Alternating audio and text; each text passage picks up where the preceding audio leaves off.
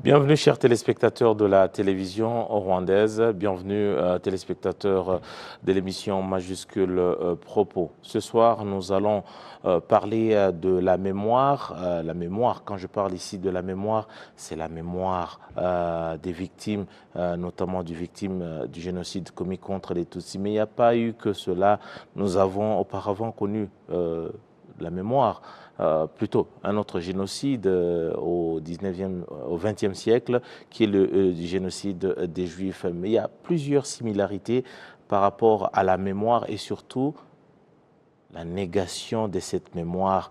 Aujourd'hui, au temps moderne, il y a ce qu'on a, la mémoire, mais également la désinformation qui tend à peut-être amener les gens à comprendre de travers ce qui s'est réellement passé, mais surtout le danger que cela représente pour les générations futures. Que font aujourd'hui les chercheurs, que font les journalistes aujourd'hui, que font les membres de la société civile pour que cette mémoire reste vive, pour que cette mémoire puisse servir aux générations futures et surtout en cette époque où on fait face au discours de haine qui rappelle la triste période du génocide commis contre les Tutsis, mais également un peu plus loin, les génocides des Juifs par exemple. Il y a plusieurs similitudes dont on va parler dans cette émission. Qui pour en parler si ce n'est des gens qui travaillent au jour le jour pour que cette mémoire reste vive et surtout qu'elle serve aux générations futures. Dans nos studios ici de RBA, nous sommes avec Madame Félicité Liamoukuru. Elle est ancienne présidente de Ibuka Belgique. Bonsoir Madame, bienvenue. Bonsoir. Voilà, c'est un plaisir d'être avec vous. C'est partagé. Voilà, nous sommes également rejoints par Catherine Gilbert, ou Gilbert, elle est chercheuse à l'université de Newcastle, c'est en Grande-Bretagne. Bonsoir, good evening. Bonsoir et merci pour cette invitation. Voilà, merci beaucoup de vous joindre à nous. Avec nous également par Skype, nous sommes rejoints par Maître Bernard Mangan, il est avocat. Bonsoir Maître. Bonsoir. Voilà, très heureux d'être avec vous et si tout va bien, nous serons également rejoints par Jean-François Dupaquier qui est journaliste mais également chercheur, lui qui a connu la région des Grands Lacs depuis les années 70. Il a en tout cas vu de toutes les couleurs dans cette partie du monde. Mesdames, tout d'abord avec vous, aujourd'hui nous sommes au temps moderne, tout semble avancer vers une certaine modernité. On parle de l'avancement des nouvelles technologies et des nouvelles technologies qui nous aident aujourd'hui à bien travailler dans tous les domaines, mais également les nouvelles technologies arrivent avec les réseaux sociaux qui sont un outil très important pour la vie au quotidien. Madame, peut-être pour ne rester que là, aujourd'hui, la mémoire des victimes, c'est un sujet délicat pour certains et je me demande aujourd'hui, vous féliciter, Ibuka, une mission très simple, c'est garder la mémoire et surtout la mémoire des victimes et des survivants, mais également pour des générations futures. Que faites-vous aujourd'hui pour que cette mémoire face à la modernité, face à ces réseaux sociaux, puisse survivre? Merci beaucoup, Eddy. En fait, moi, je prône un travail de fond. Un travail de fond, c'est-à-dire, déjà dans l'intitulé, on parle de la désinformation. Alors, face à la désinformation, il faut informer. Mais au-delà de ça, il faut éduquer, parce que vous parlez des générations futures, il faut tout faire pour que les gens ne perdent pas la mémoire des grands crimes tels que celui du génocide perpétré contre les Tutsis au Rwanda. Moi, j'en suis victime, mais au-delà de tout ça, qu'est-ce qu'on fait aujourd'hui avec les réseaux sociaux, avec la rapidité de l'information? Il faut se rendre compte que les réseaux sociaux peuvent être une évolution, mais en même temps un piège parce que ceux qui diffusent les discours de haine profitent de ces mêmes réseaux. Donc je disais, je prône un travail de fond parce que dans le fond, les gens doivent être éduqués. Les futures générations doivent être éduquées, doivent comprendre comment arrive la violence, comment est-ce qu'on pourrait prévenir aujourd'hui tout ce qui pourrait amener à des crimes de violence. Quand on parle du génocide, on est au-dessus de tous les crimes. Et aujourd'hui, le discours de haine, c'est quelque chose qui est devenu presque banal, mais dans le travail de fond, c'est s'associer aux professeurs, aux étudiants, au monde académique pour pouvoir un peu informer et travailler dans le fond. Donc ici, nous sommes venus au Rwanda, comme chaque année, on vient avec une équipe, on sillonne tous les mémoriaux, les gens d'Europe, de loin, viennent toucher du doigt ce qui s'est passé ici. Et donc, avec cela, on comprend comment est-ce qu'on pourrait lutter demain et après-demain face à un discours qui dit « tuez-les tous ». Justement, vous parlez des académiciens. Nous sommes en face d'une académicienne avec nous. Vous êtes chercheuse à l'Université de Newcastle.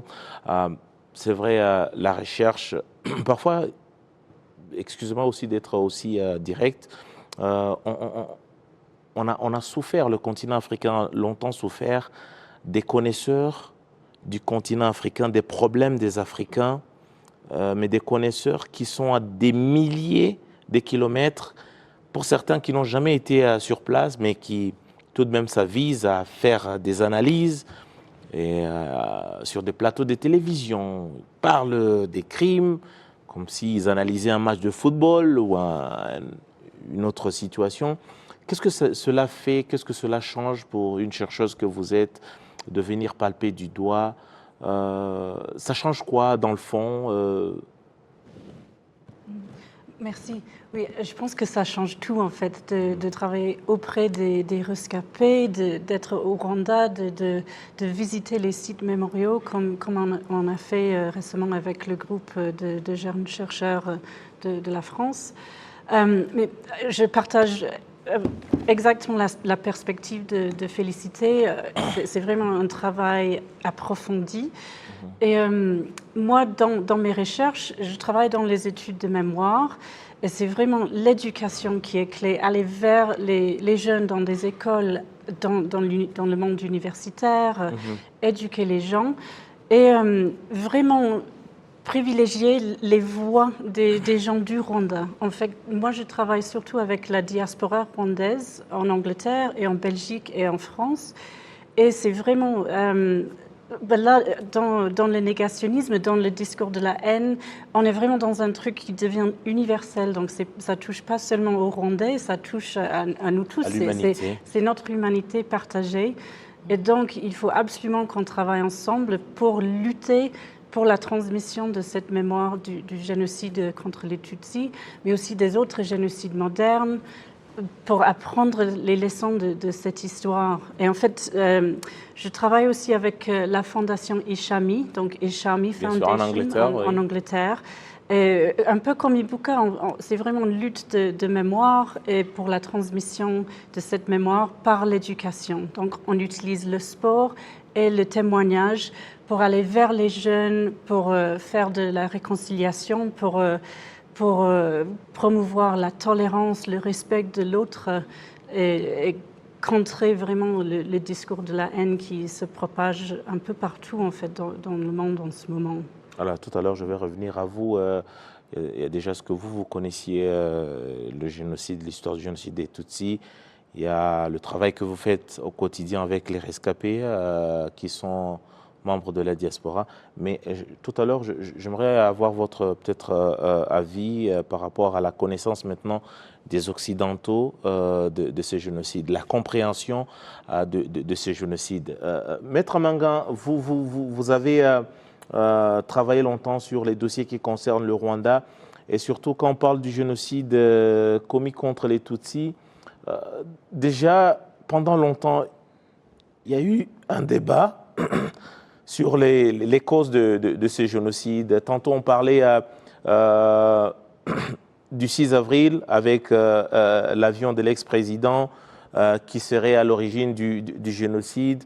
D'une part, on accuse les gens qui ont mis fin à ce génocide. Maître Menga, est-ce que ce mélange d'informations qui a créé cette désinformation, est-ce que ça n'a pas aussi été une épine que justement le combat que mènent ces personnes a souffert ou continue de souffrir pour arriver à sa fin, au résultat escompté? Écoutez, je partage cette analyse. J'ai défendu les personnes qui étaient à un moment donné mises en examen par le juge Bruguière qui avait lancé cette fameuse ordonnance dans les années 2000. Et effectivement, ce que j'ai découvert, et ceci est évidemment très important pour la population rwandaise, c'est que finalement, cette procédure judiciaire, c'était un mode de réécriture de l'histoire. On a, à un moment donné, essayé d'imputer aux militaires APR, mais plus largement aux victimes elles-mêmes, la responsabilité de leur propre malheur. Et cette opération-là, elle a échoué en fin de compte, mais pendant des années, elle a prospéré. Et donc, on s'est retrouvé face à des gens qui soutenaient la thèse que c'était des Tutsis qui étaient à l'origine même de cette opération du 6 avril. Et nous avons pu démontrer que tout cela, c'était finalement, excusez-moi l'expression, c'était bullshit. Et que la réalité était totalement différente. Mais il a fallu un très gros combat judiciaire et je pense qu'aujourd'hui, en tout cas, on est en mesure de démontrer toutes les manipulations qui ont tourné autour de ces dossiers et d'éclairer réellement la population rwandaise sur ce qui s'est passé à ce moment-là. Maître, il n'y a pas très longtemps que ce dossier, notamment c'est un dossier qu'on a senti avoir un certain soutien, même politique, même si c'est un dossier apparemment qui s'est passé sur le terrain de la justice, mais avec des motivations politiciennes. Est-ce que vous pensez qu'il y a seulement quelques temps que vous avez eu gain de cause, qu'on a mis de côté à ce dossier? Est-ce que vous pensez que les discours vont changer, les langues vont se délier, enfin les gens vont connaître la vérité, il n'y aura plus d'embûches sur le chemin de l'information, la vraie? Écoutez, je pense premièrement que ceux qui ont voulu nier la réalité continuent à trouver tous les moyens possibles et imaginables pour le nier. Parce que si vous regardez l'historique de ce dossier, vous voyez d'abord un magistrat, M. Bruguière, qui a une très lourde responsabilité dans ce dossier, qui fonce vers une thèse qui lui convient et qui convient à une certaine classe politique en France.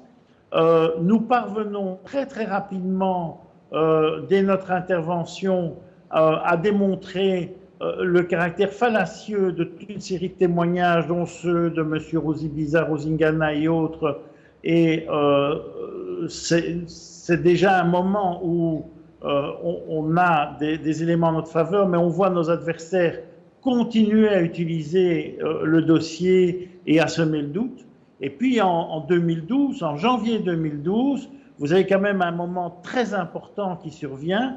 C'est le moment où le rapport des experts dit noir sur blanc que les tirs ne viennent pas de Masaka, ne viennent pas d'endroits où il y a des commandos FPS susceptibles de venir, mais viennent du camp Kanombe. Et il le situe même tout près du cimetière au fond du camp Kanombe.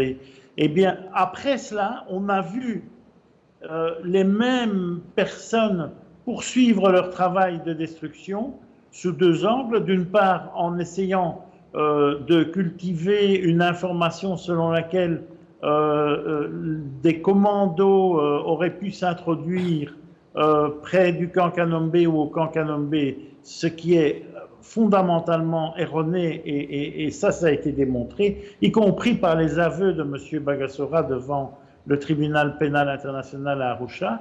Mais en plus, ils nous ont emmené toute une série de personnes qui sont venues, excusez-moi, pendant 10 ans, mettre du brouillard et créer une réaction de scrupule des magistrats instructeurs qui ne voulaient pas clôturer tant qu'ils étaient sûrs de ne pas avoir fait tout le travail. Mais pendant ce temps-là, la thèse négationniste continuait à prospérer. Aujourd'hui, je pense que, en tout cas, et ça, ce sera le travail auquel je vais m'atteler, je veux qu'on sache la vérité sur ce dossier. Je veux que la population rwandaise, mais aussi les gens, sachent qu'en fait, entre l'affaire Dreyfus, qui a été une affaire majeure dans l'historique de l'affaire de la Shoah, et d'autre part, le dossier de la chute de l'avion, il y a des similarités telles qu'il y a matière à s'interroger en honnêteté sur la nature de la procédure que j'appelle procédure Bruguière. S'agit-il vraiment d'une procédure judiciaire honnête ou plutôt d'une procédure politique qui a pris la parure de la justice, ce qui est très différent? Tout à l'heure, on va revenir sur vous. Justement, on voudra savoir, selon vous, des informations que vous avez, qui avaient vraiment intérêt à pouvoir pousser le pion aussi loin. Madame Félicité, vous êtes membre de Ibuka. C'est vrai, vous êtes ancienne présidente, mais vous êtes toujours membre de Ibuka. Sur le continent européen, notamment, où on retrouve des anciens responsables du régime génocidaire. Ce que vient de dire Maître Mangan, combien cela vous a affecté dans votre travail justement de veiller à cette mémoire et surtout dans les pays qui vous ont adopté, que ce soit en Belgique, que ce soit en France et ailleurs, combien cela a affecté votre travail et surtout la reconnaissance de votre passé aussi douloureux dans la société ou dans les sociétés qui vous ont accueilli? Merci.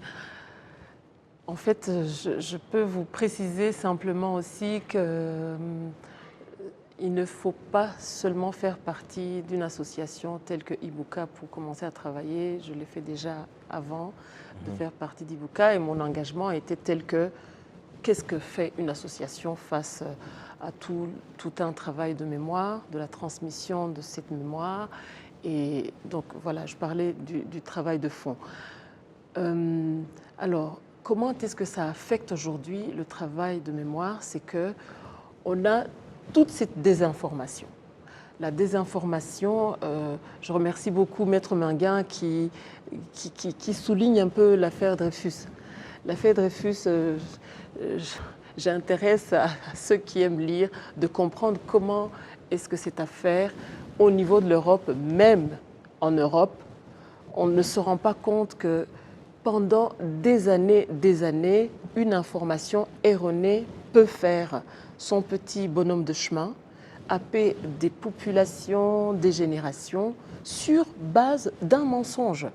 Donc aujourd'hui, en fait, la désinformation, qu'est-ce que la désinformation? C'est qu'on a une information erronée, vérité, demi-vérité et mensonge, tout ensemble, et puis tout ce qui va s'échafauder autour pour faire croire que vraiment, voilà, par exemple, comment s'est passé le génocide au Rwanda? Ah, en fait, c'était une guerre. Et ensuite, c'était les gens qui s'entretuaient. Et puis, à la fin, on dira que c'est surtout eux, comme Maître Mangan vient de le mentionner, c'est surtout les Tutsis qui étaient à la base de leur propre malheur. Et donc ça va continuer. Et si on n'informe pas, si on ne travaille pas en profondeur, il y a des gens qui sont preneurs parce qu'ils ne savent pas ce qui s'est passé. Aujourd'hui, on montre du doigt le Rwanda d'aujourd'hui, mais le Rwanda d'aujourd'hui vient de quelque part. Et c'est important de le savoir. Alors, ça nous affecte parce que quand vous avez vécu cette histoire et que vous savez, vous en avez souffert au plus profond, on ne peut plus profond que ça vous affecte parce que vous voyez comment est-ce que ce mensonge va encore fonctionner demain et après-demain. Et surtout, maintenant, on est dans l'actualité. Le discours de haine est autour de notre pays, dans la sous-région des Grands Lacs. On entend les mêmes mots de prendre les machettes, de balayer ou d'éliminer. Vous faites allusion aux récents événements auxquels on a assisté, notamment dans la partie est du Congo. On y assiste encore. Et je fais vraiment allusion à tous ceux qui copient les mêmes messages, le même discours qui a conduit au génocide. Et ne pas s'y intéresser, c'est vraiment rater le coche. Alors, Madame Catherine, est-ce que vous pensez, après 1945, il y a eu le Never Again, le plus jamais, mais le Rwanda, avec sa page sombre du génocide des Tutsis, on s'est rendu vite que le Never Again, ça n'a jamais fonctionné. Et Madame Félicité fait allusion aux récents événements qu'on remarque, auxquels on assiste à l'est du Congo. Vous dites que le travail que font les chercheurs et toutes les autres organisations, finalement, ça ne sert à rien. Est-ce que vous n'êtes pas quelque part là dépité? Vous vous dites, tout ce qu'on fait, ça ne sert à rien? Non, au contraire. Le monde restera toujours le même? Au contraire, je pense que c'est la recherche approfondie et l'éducation qui, justement, peut changer les opinions des gens, même si on touche juste à une personne. On en a appris depuis 1945, on a appris 1994 au Rwanda. Parce qu'il y a du nouveau, il y a quelque chose de nouveau à apprendre, madame. Bien sûr, il faut continuer à faire de la recherche, à éduquer.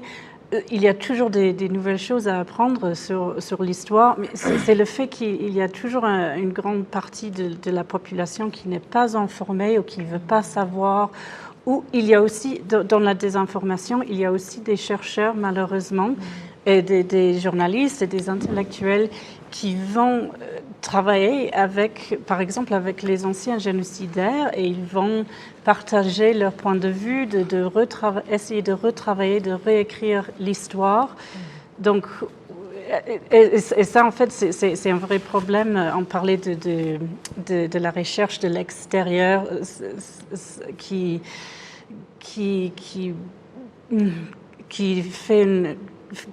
veut écrire l'histoire de l'Afrique, en fait, des Occidentaux qui viennent, qui veulent tout contrôler. Mais c'est un peu dans le même cheminement. Ils veulent réécrire une histoire sans aller voir sur le terrain, sans vraiment apprendre la vraie histoire, les faits, écouter les témoignages. Et oui, c'est déprimant de voir que Never Again, plus jamais, ça n'a pas encore fonctionné, mais on ne peut pas arrêter de lutter. On ne peut pas arrêter d'apprendre, de transmettre nos connaissances, de partager cette mémoire. Sinon, oui, on ne peut pas perdre l'espoir, quoi. Oui. On me dit que la réalisation me dit que nous sommes avec Jean-François Dupaquier. Jean-François, bonsoir, bienvenue.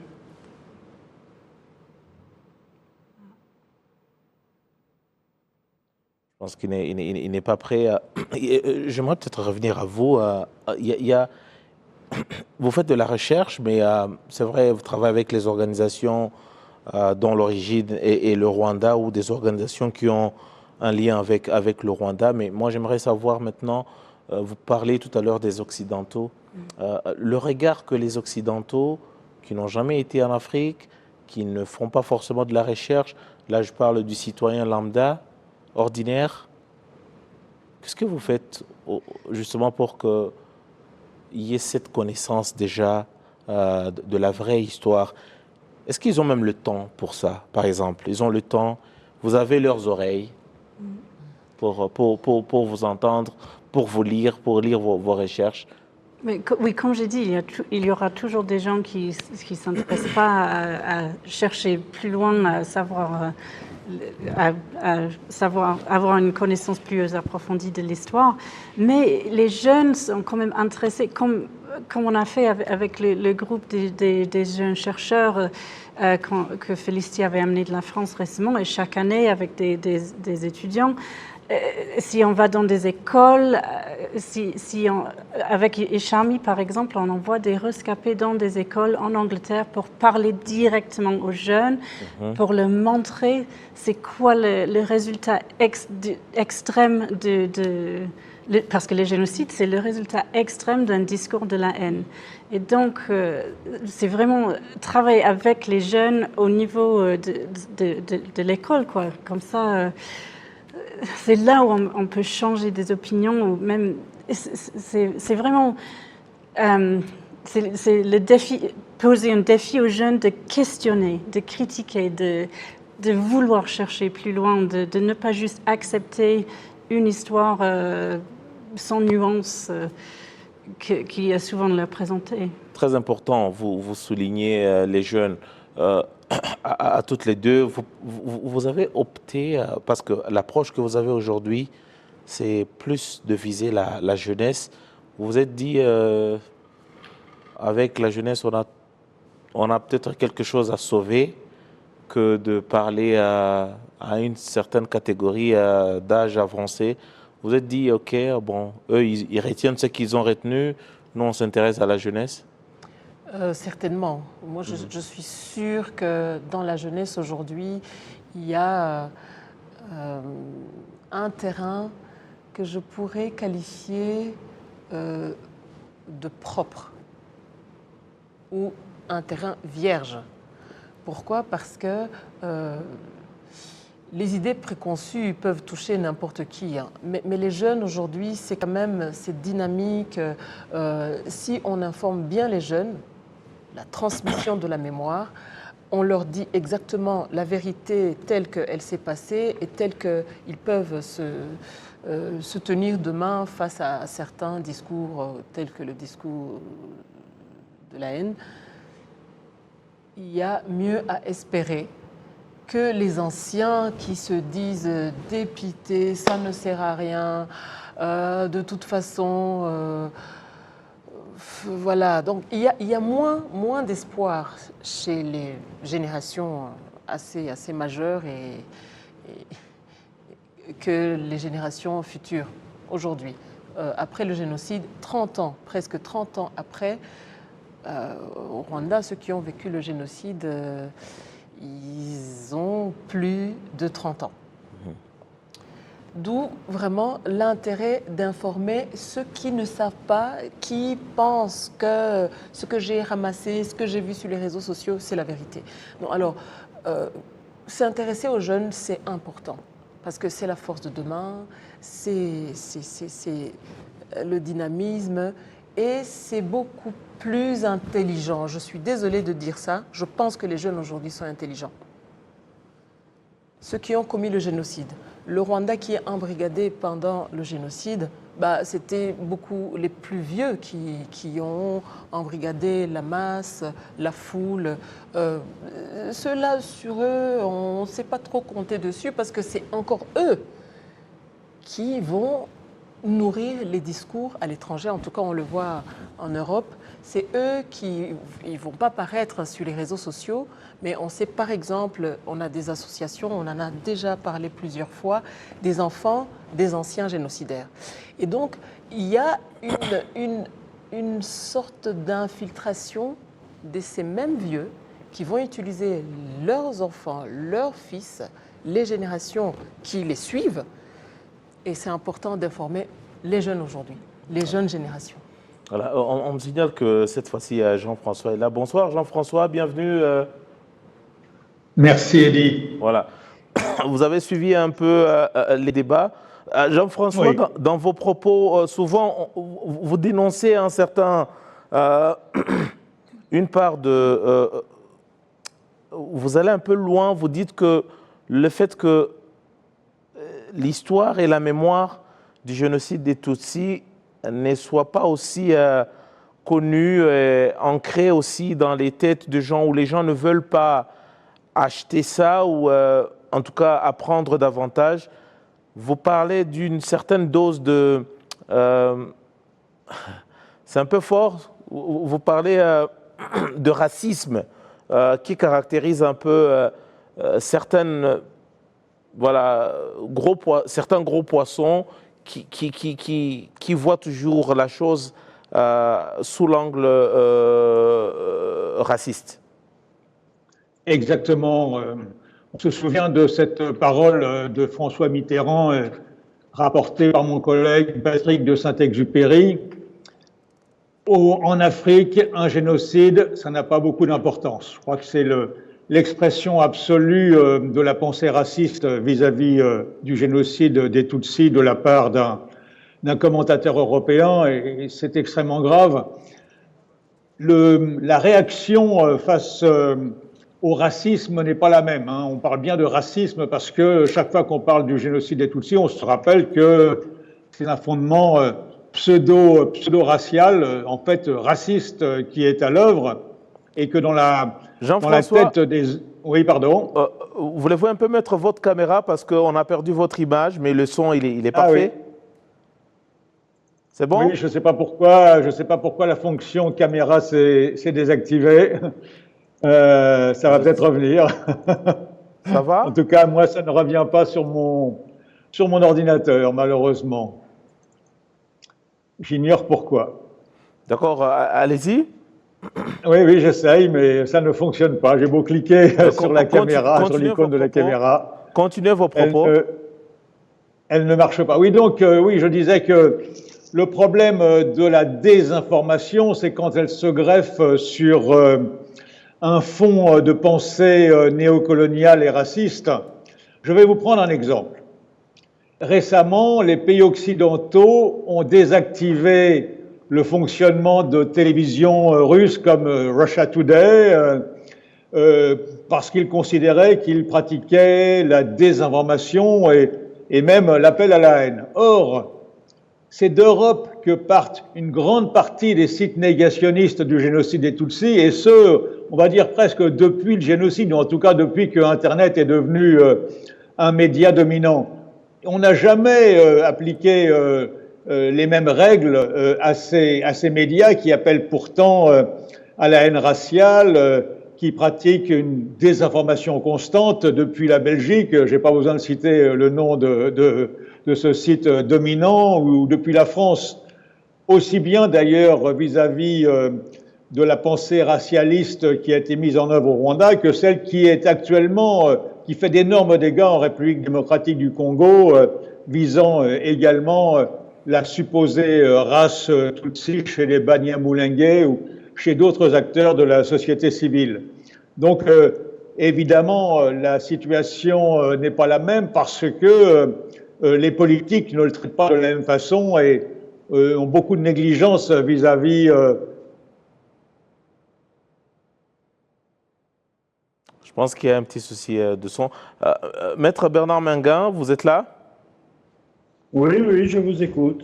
J'aimerais savoir, on parlait tout à l'heure tout en rebondissant sur les propos de Jean-François Dupaquier, il parle un peu de racisme et surtout de certains intérêts non avoués des personnes qui sont ou qui seraient derrière en tout cas tout ce qu'on voit, la désinformation et tous ces discours. Vous êtes avocat, vous dites que vous travaillez sur un sujet.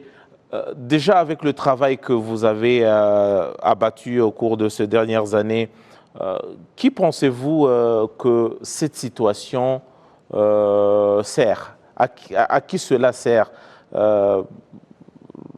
Des dossiers au niveau de la justice qui ne sont pas vraiment des dossiers, la désinformation. Qui roule pour qui?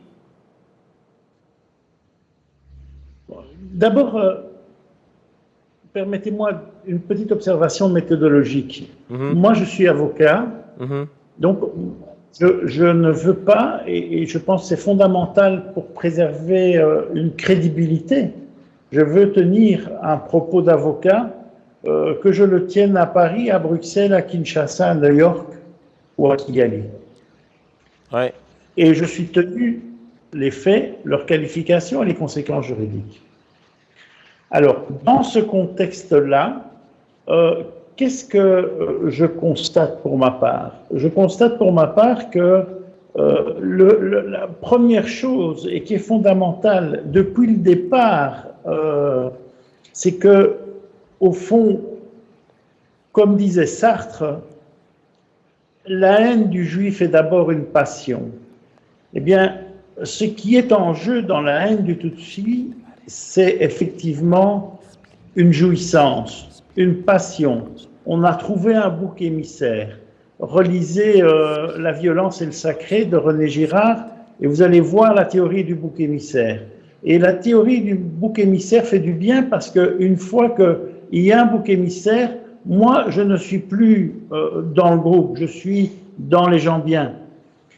À partir de là, dites-vous qu'il y a des intérêts divers et variés qui peuvent jouer pour rallumer cette passion, pour mettre l'allumette qui fait que, au lieu d'éteindre la passion, on l'allume à nouveau.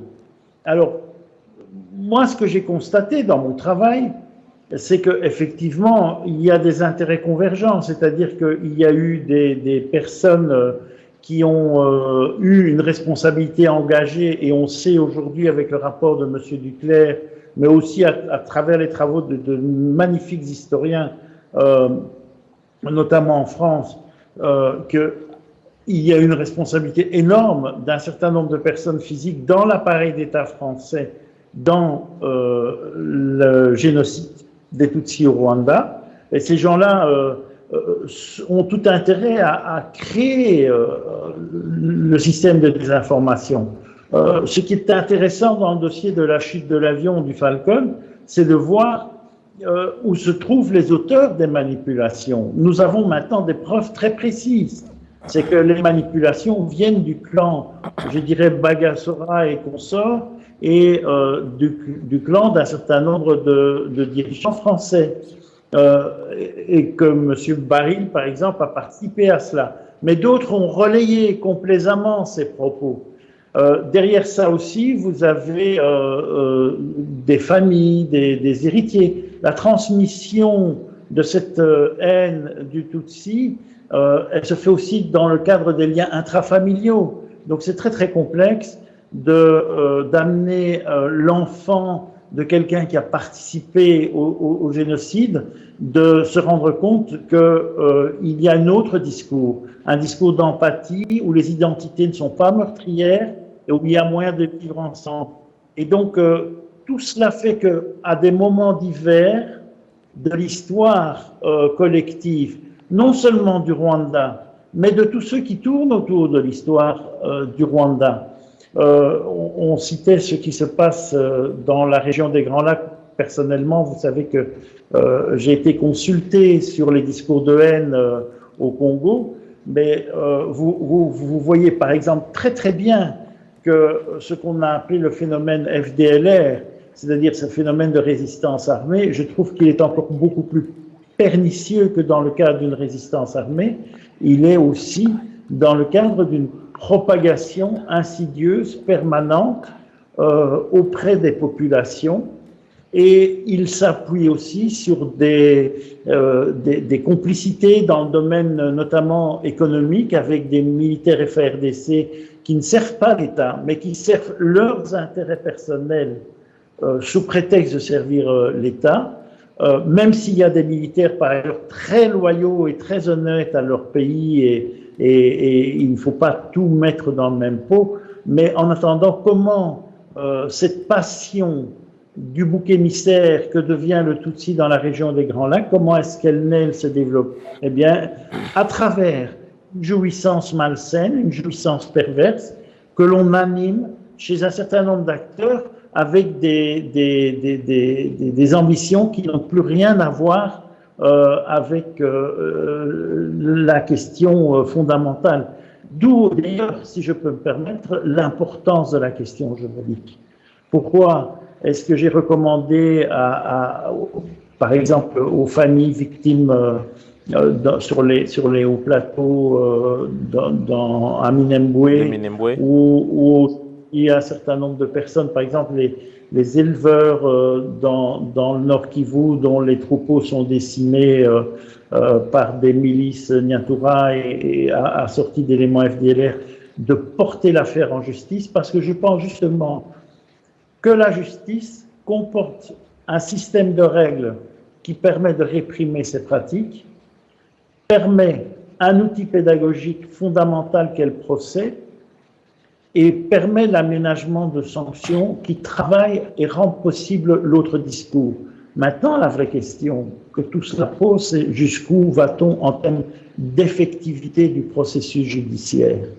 Et disant ça, je balaye même devant ma propre porte, puisque j'ai déposé aussi des plaintes devant les autorités judiciaires, par exemple belges, parce que des discours de haine sont propagés, comme disait M. Dupaquier, au départ de sites localisés en Belgique, à Londres, au Canada, et que la question est de savoir si des juges peuvent s'intéresser à l'impact terrible de ces discours de haine dans une région qui est la région des Grands Lacs en Afrique. Voilà, Jean-François Dupaquier, vous êtes là, vous avez suivi les propos, oui. Les propos de Maître Manguin. J'aimerais bien que vous puissiez rebondir là-dessus. Je veux savoir aujourd'hui, il a ses propres observations, mais selon vous, les discours de haine auxquels on assiste aujourd'hui, c'est des discours aussi qui retrouvent un écho au niveau de l'Europe où vous êtes et dont les actions, on les voit sur terrain ici dans la région. Vous avez vécu plus de 40 ans dans la région depuis les années 70. Est-ce que vous dites que vraiment il y a des gens qui tirent les ficelles derrière? Alors, lorsqu'avec les historiens Jean-Pierre Chrétien et Marcel Cabanda, nous avons analysé les discours de haine qui ont conduit au génocide contre les Tutsis du Rwanda, nous nous appuyons essentiellement sur des journaux, sur ce qu'on appelle la presse papier, et puis ensuite sur des extraits de la radiodiffusion, télévision des Mille Collines, les RTLM. Les choses ont beaucoup changé depuis lors. Peut-être que les RTLM, c'est un peu l'interface entre la presse ancienne, la presse écrite, et puis les réseaux sociaux d'aujourd'hui. Ce qui est frappant, c'est que justement, nous avons à présent un nouveau modèle de discours qui s'appuie sur l'émotion, sur la réaction, sur l'impunité individuelle, sur l'effacement rapide des messages. Ça n'a plus aucun rapport avec ce qu'on a connu avant 1994. C'est une sorte d'économie de la haine, de la passion, de l'émotion, une dictature de l'émotion en quelque sorte, dont la figure aujourd'hui emblématique, c'est Donald Trump, l'homme politique qui a le mieux compris comment exploiter ce nouveau système des réseaux sociaux. Ce système, il produit ses méfaits pas seulement vis-à-vis de la région des Grands Lacs, mais dans le monde entier, parce que dans tout le monde, ça a bouleversé en quelque sorte la grammaire de la communication. Aujourd'hui, les gens qui sont branchés sur les réseaux sociaux et qui sont soumis à des algorithmes qui les isolent parce que ça ne leur fournit que matière à prétendue information qui appuie leurs croyances, a besoin d'être régulée. Cette régulation commence à apparaître, mais elle est encore extrêmement timide. Les dégâts, on les constate par exemple en France.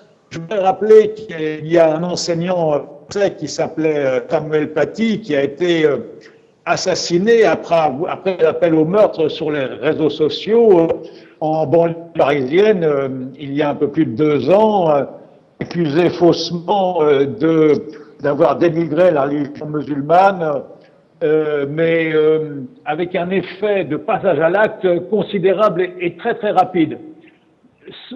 tout ceci montre que la régulation des réseaux sociaux est très, très difficile, mais qu'elle doit être mise en œuvre partout dans le monde, parce que il n'y a pas, on ne peut pas isoler tel réseau social d'un autre. Ce sont des réseaux qui fonctionnent, comme je l'ai dit, sur l'émotion et les passions. Sans régulation, on ne peut rien. Donc, cette régulation doit s'appliquer dans le monde entier avec efficacité et avec des moyens financiers importants, puisqu'elle implique l'embauche de nombreuses personnes qui contrôlent en direct ces réseaux. Madame, félicité, c'est très important ce que dit Jean-François. Nous sommes à l'heure des réseaux sociaux, on l'a dit dans notre introduction. Les jeunes dont vous parlez aujourd'hui, ce sont eux qui sont les plus exposés aux réseaux sociaux et aux discours de haine de toutes sortes et de tous bords. Aujourd'hui, vous faites face également à un ennemi qu'on ne connaît pas, parce que tout ce qu'on retrouve sur les réseaux sociaux, c'est difficile même d'identifier les gens. Si on a des lois, par exemple en France, des lois qui sont mises en place contre le négationnisme, par exemple du génocide des Tutsis, mais on n'en a pas pour les réseaux sociaux. Comment on combat ces gens? C'est un vrai souci, c'est un gros problème, parce que même si c'est une évolution, les réseaux sociaux qui vont apporter l'information à une vitesse grand V ne sont pas régulés justement pour empêcher que ça ne propage pas certains messages à caractère haineux, meurtrier, des appels au meurtre. Quand le professeur Paty a été tué à Paris, tout peut se discuter aujourd'hui. Mais moi, je voudrais dire une chose très importante, parce que quand on fait le tour de la question, il faut d'abord savoir que ces crimes, le génocide en question, ces violences, c'est d'abord et avant tout de l'injustice. C'est injuste. C'est injuste qu'on vienne abattre vos vaches pour vous toucher, et puis après, on ne sait pas quoi faire. C'est injuste aujourd'hui que nous avons subi un génocide au Rwanda, et c'est encore les victimes qui doivent se débrouiller pour dire que c'est pas vrai. Donc en fait, le bruit important du négationnisme aujourd'hui, comme Jean-François Dupaquier l'a dit, il n'intéresse quasi personne. Parce que si on sait comment fonctionnent ces discours de haine et qu'on sait très bien qu'ils sont répertoriés, repérés, dénoncés, il devrait y se passer quelque chose. Donc il y a une sorte de deux poids, deux mesures. Ça se passe en Europe. Là, on peut tout de suite museler une chaîne, empêcher que ça aille dans ce sens-là. Mais c'est injuste parce que il s'est passé un génocide ici. Les mêmes discours qui ont conduit à ce génocide ne sont pas aujourd'hui traités sur les réseaux sociaux. Je l'ai déjà mentionné une fois, c'est même pour la Shoah. Hein. Pour la Shoah, sur les réseaux sociaux, l'antisémitisme se déverse, mais terriblement. Pour qu'on arrive à faire taire Dieudonné, il a fallu du travail, mais ça a été fait. Donc Catherine disait tout à l'heure, il faut continuer. Il ne faut pas qu'on perde espoir, parce que c'est ça. Mais voilà, il faut espérer que les jeunes pourraient comprendre. Dieudonné avec sa triste quenelle. Peut-être, Maître Mangan, je rappelle à nos téléspectateurs qu'à un certain moment, on va devoir vous lâcher avec d'autres tâches qui vous attendent. Peut-être on parlait de cette masse d'informations, des désinformations, de masse d'informations haineuses, des discours de haine qu'on retrouve sur les réseaux sociaux. Maître, il va falloir se dire la vérité. S'il existe des lois, des gens qui sont coupables de négationnisme, c'est difficile aujourd'hui quand même, au niveau de la loi, de faire face aux réseaux sociaux. Oui et non. Je partage évidemment l'analyse sociologique proposée par Jean-François Dupaquier. Je pense cependant que nous disposons d'outils juridiques. Et la question, me semble-t-il, la question fondamentale, c'est la question de l'effectivité du système judiciaire. Ce n'est pas... les outils existent. Vous savez, mettre en place un système de police moderne avec des analyses scientifiques, des outils de communication, c'est quelque chose de possible. On peut saisir un téléphone portable, on peut saisir un laptop, on peut faire des recherches sur la façon avec laquelle c'est utilisé.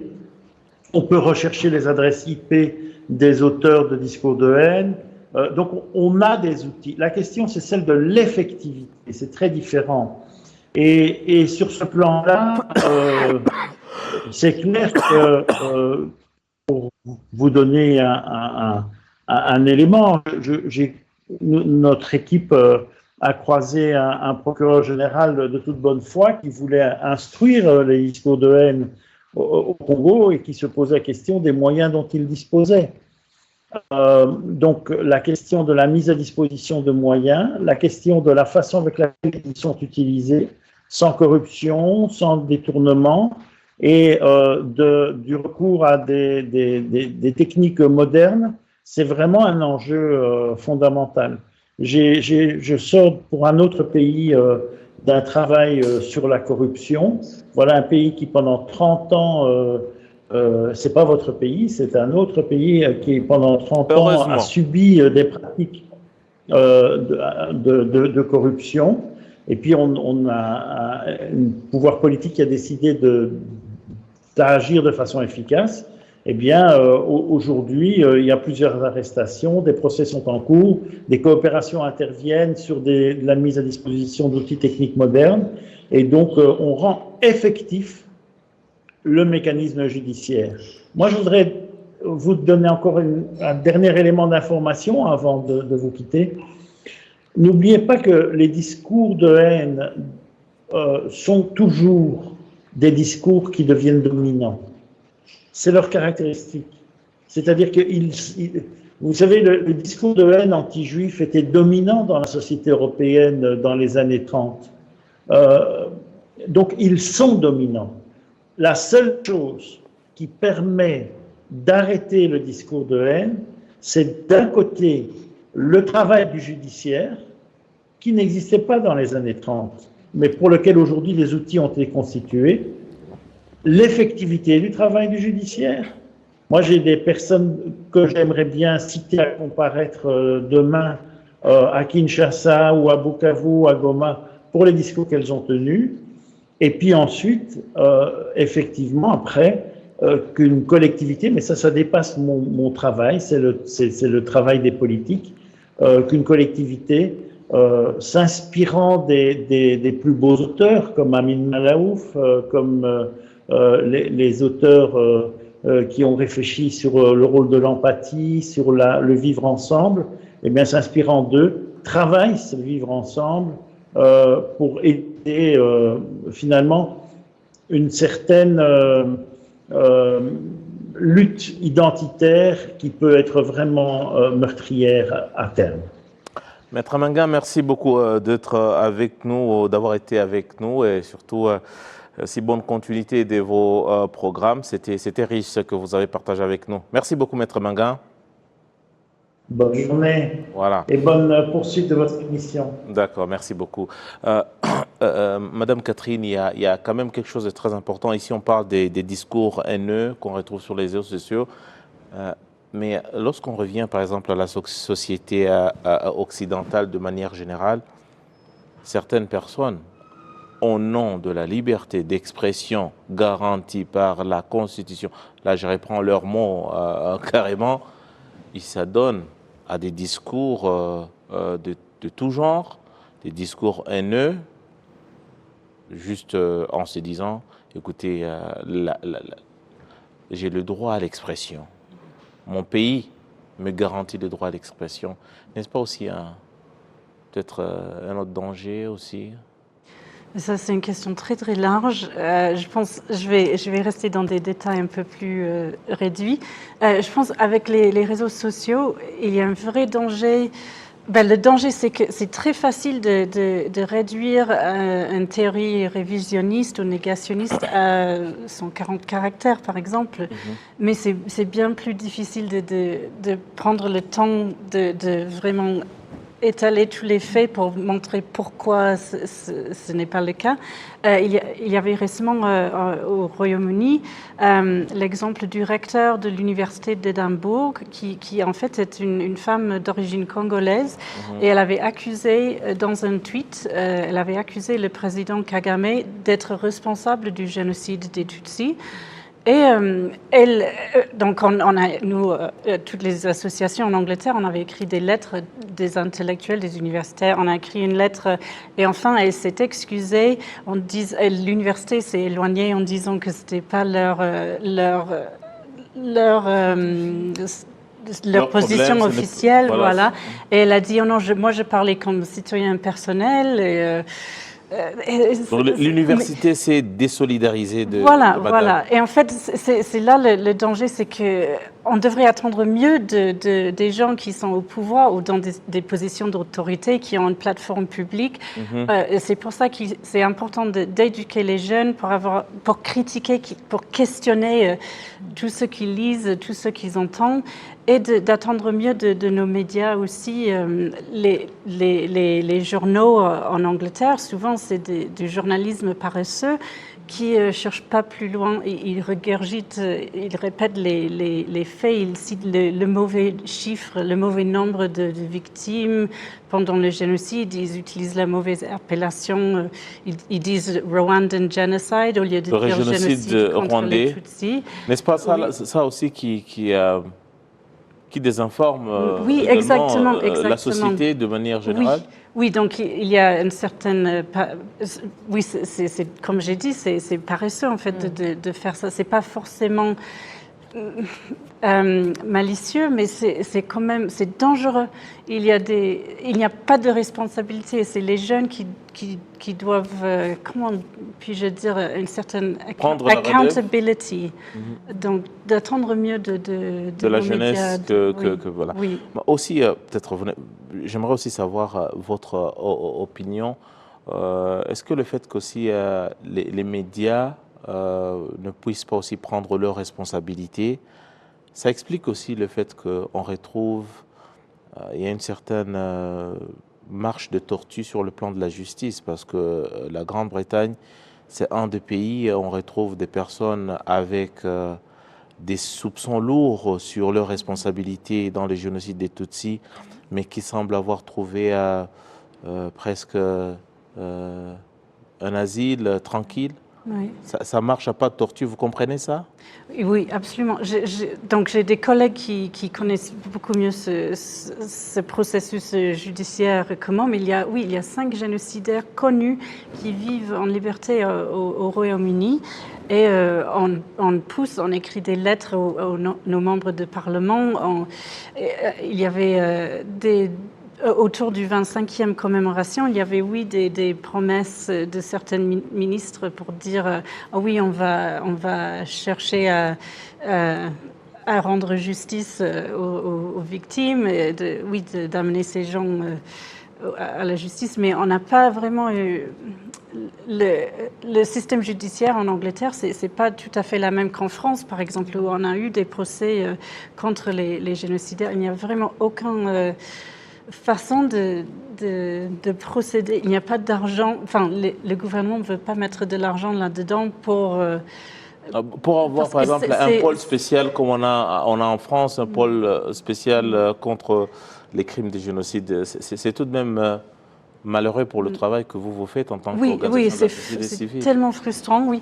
Mais je pense aussi que c'est lié au fait que l'Angleterre, en fait, n'est pas aussi impliquée dans l'histoire coloniale et post-coloniale du Rwanda. Et on a nos propres histoires coloniales Alors, on est impliqué dans tellement d'autres pays dans le monde que c'est triste à le dire, mais on s'en fout un peu du Rwanda en Angleterre. Il n'y a pas assez de... C'est pour ça qu'avec Ishami, on pousse vraiment d'avoir l'histoire du génocide des Tutsis sur le curriculum scolaire en Angleterre. On pousse pour ça, pour que ça soit enseigné avec l'histoire de la Shoah et d'autres génocides modernes.